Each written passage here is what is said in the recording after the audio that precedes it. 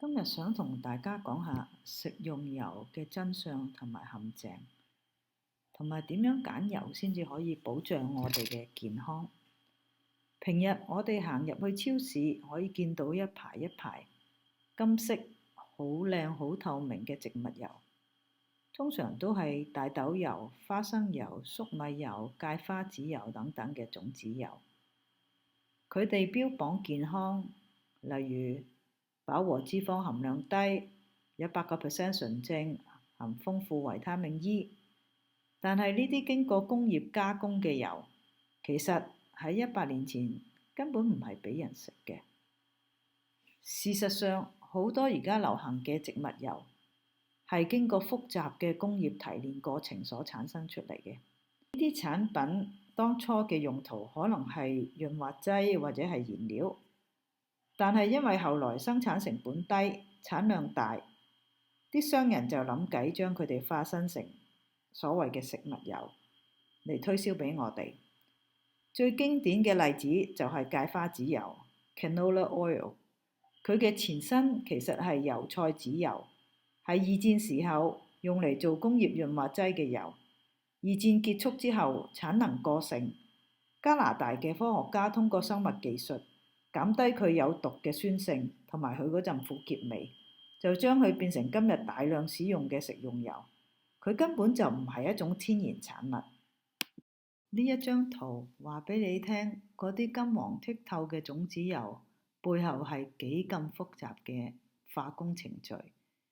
啲種子經過石油溶劑同埋高溫化學處理，先至可以變成你餐台上面嗰支清澈嘅種子油。睇過呢個加工過程之後，你仲想唔想食呢啲油？一句講晒，呢啲種子油咁平、咁金黃剔透，可以放咁耐都唔壞，係有佢嘅原因嘅。只不過呢個原因同你嘅健康無關。點解我哋會由傳統油脂轉向種子油呢？關鍵在於1950年代 Ancel Keys 發表嘅所謂七角研究。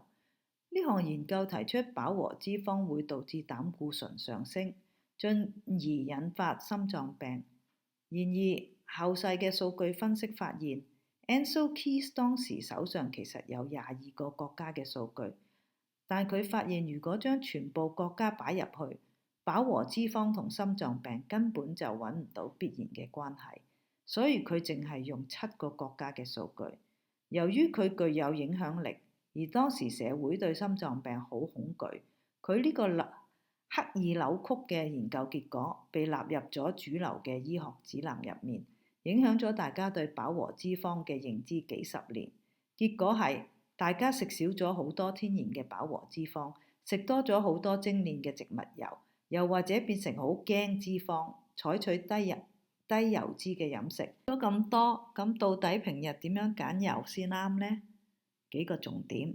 首先，種子油入邊咧係有大量不飽和脂肪，而不飽和脂肪就係唔穩定嘅因素，所以就唔適合高溫煮食。相反地，飽和脂肪係比較穩定嘅，所以更加適合高溫煮食。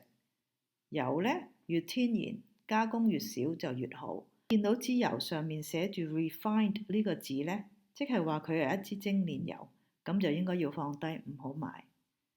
平日用油，如果係愛嚟做低溫涼拌、淋菜、淋湯或者快炒嘅用途呢，可以選用特級初榨橄欖油 （extra virgin olive oil）。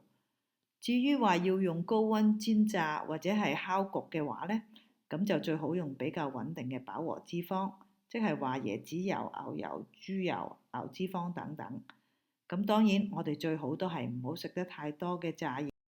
由於我哋成日買橄欖油，呢度特別講一下點樣買橄欖油。記得一定要買寫住 extra virgin olive oil 嘅，即係特級初榨橄欖油。如果佢寫法係唔一樣嘅，或者係支橄欖油寫住係適合高溫煮食嘅，咁你都幾肯定佢係一支精煉橄欖油。亦都唔好貪平買錯咗橄欖渣油。脂肪對身體其實好重要嘅，所以我哋只需要買啱油，用啱油，咁就唔使咁驚脂肪。而我哋成日出街食嘢嘅，就要注意少啲食街外嘅油膩食物啦。